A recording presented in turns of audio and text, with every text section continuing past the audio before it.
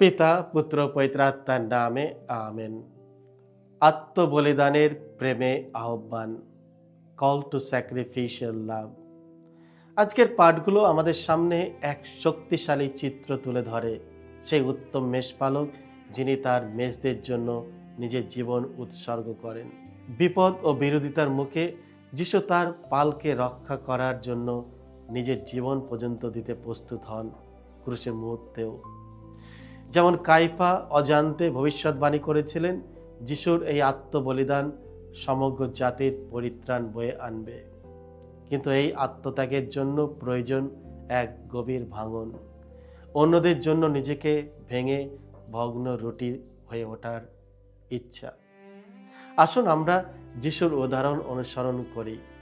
আমরাও যেন আমাদের অহংকার ভেঙে অন্যদের প্রয়োজনকে নিজের আগে স্থান দিতে পারি।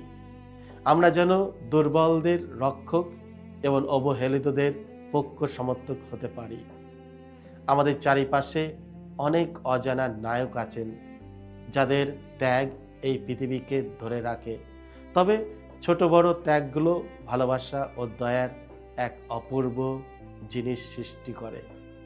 আসুন আমরা আমাদের নিজস্ব আরাম আয়েশ ত্যাগ করি, যাতে অন্যরা সান্ত্বনা পায় এবং এই পৃথিবীতে আরো উঁচুতে উঠতে পারে।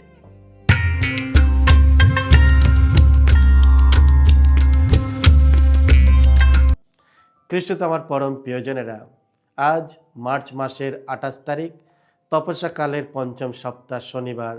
আর আজকে ডেলি মান্না ঈশ্বরের বাণী প্রতিদিন নেওয়া হয়েছে সাধু যোহন রচিত মঙ্গল সমাচার থেকে 11 অধ্যায় 45 থেকে 56 পদ। এসো আমরা ভক্তিভাবে আজকের এই বাণীটি শুনি। যে ইহুদিরা সেদিন মারিয়ার সঙ্গে দেখা করতে এসেছিল এবং যিশু যা করেছেন তা নিজের চোখে দেখেছিল, তাদের অনেকেই তখন তার প্রতি বিশ্বাসী হয়ে উঠল। আবার তাদের কয়েকজন ফরিসীদের কাছে গিয়ে যিশু যা করেছেন তা জানিয়ে দিল। তখন প্রধান যাজকেরা ও ফরিসীরা মহাসভার একটা অধিবেশন ডাকলেন। তারা সেখানে বললেন, এখন আমরা কি করব? ওই লোকটা তো অনেক অলৌকিক কাণ্ড ঘটিয়ে বেড়াচ্ছে। আমরা যদি ওকে এইভাবে চলতে দিই তাহলে সকলেই ওকে বিশ্বাস করে বসবে। তখন রোমীয়রা এসে আমাদের এই পুণ্য স্থানটিকে এবং সেই সঙ্গে এই জাতির সকলকেই ধ্বংস করে দেবে। কিন্তু তাদের মধ্যে কায়াফা নামে একজন, যিনি ছিলেন সেই বছরের মহাযাজক, তিনি তখন তাদের বললেন, আপনারা দেখছি কিছুই বোঝেন না। আপনারা তো এইটুকু বিচার করে দেখছেন না যে গোটা জাতিটা লোপ পাওয়ার চেয়ে জনস্বার্থে বরং একটি মাত্র মানুষের মৃত্যু হওয়ার আমাদের পক্ষে ভালো। এই কথা তিনি যে নিজে থেকেই বললেন তা নয়, সেই বছরে মহাযাজক হিসাবে তিনি এই পাবতিক বাণী ঘোষণা করলেন যে যিশুকে ইহুদি জাতির স্বার্থে মরতেই হবে। আর শুধু সেই জাতির স্বার্থে নয়, তাকে এর জন্য মরতে হবে যাতে চারিদিকে ছড়িয়ে পড়া ঈশ্বর সন্তানদের জড়ো করে এনে তিনি তাদের একত্রিত করতে পারেন। সেই দিন থেকে সমাজ নেতারা তাকে মেরে ফেলবার মতলব আঁটতে লাগলেন। তাই যিশু ইহুদিদের মধ্যে প্রকাশ্যে চলাফেরা বন্ধ করে দিলেন। তিনি সেখান থেকে চলে গেলেন মরুভূমির কাছাকাছি অঞ্চলে, এফ্রাইম নামে একটি শহরে। তিনি শিষ্যদের নিয়ে সেখানেই বাস করতে লাগলেন। ইহুদিদের নিস্তার পর্ব তখন প্রায় এসে গেছে। সেই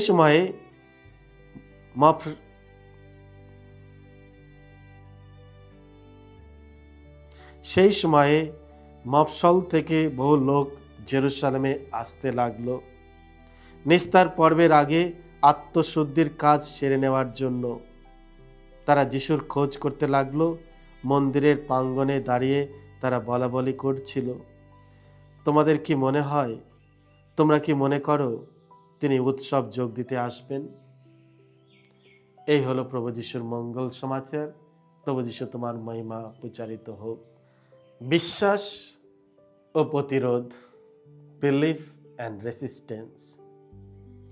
খ্রিস্টে আমার পরম প্রিয়জনেরা, আজকের পবিত্র মঙ্গল সমাচারে আমরা দেখি যিশু যখন লাজারকে মৃত্যু থেকে জীবিত করেন তখন তার গভীর প্রভাব চারিদিকে পড়ে, কিছু ইতিবাচক, কিছু নেতিবাচক।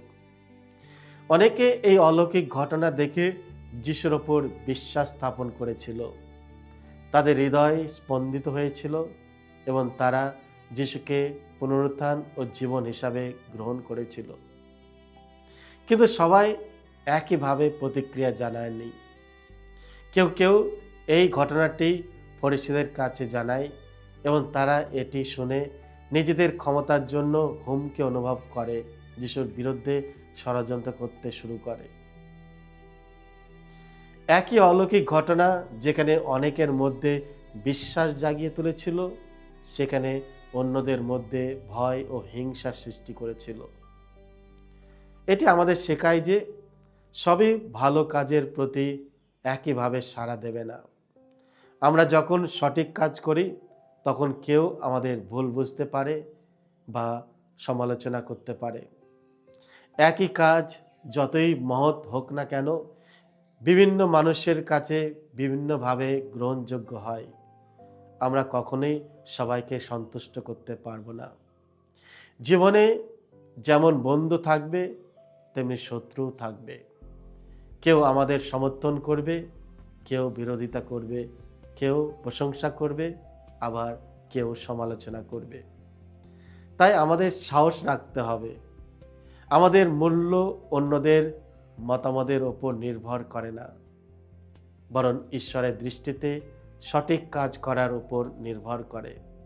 যেমন যিশু অনেকের দ্বারা ভুল বোঝা ও প্রত্যাখ্যাত হয়েছিল, তেমনি আমরাও জীবনে সেই অভিজ্ঞতার সম্মুখীন হব। এই ভিন্ন প্রতিক্রিয়ায় আমরা যেন নিরুৎসাহিত না হই। সবচেয়ে গুরুত্বপূর্ণ বিষয় হলো সবাইকে খুশি করা নয়, বরং ঈশ্বরের প্রতি বিশ্বস্ত থাকা। আমাদের চেষ্টা হওয়া উচিত সততার সাথে জীবনযাপন করা, ভালোবাসার সাথে কাজ করা এবং বিশ্বাস রাখা যে ঈশ্বর আমাদের সব প্রচেষ্টা দেখেন ও মূল্যায়ন করেন। মনে রাখি, ঈশ্বর আমাদের সফল হওয়ার জন্য নয়, বরং বিশ্বস্ত হওয়ার জন্য আহ্বান করেছেন। সকলকে জয় যিশু। ঈশ্বর আপনাদের সকলকে আশীর্বাদ করুন।